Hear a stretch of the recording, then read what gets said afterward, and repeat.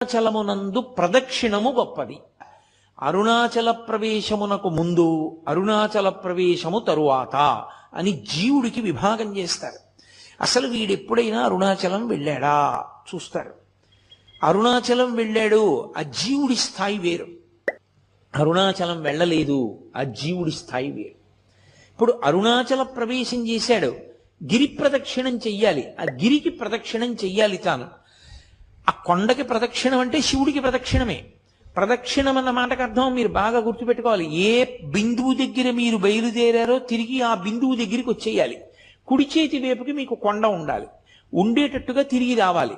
అలా తిరిగి వస్తే దానికి ప్రదక్షిణం అని పేరు.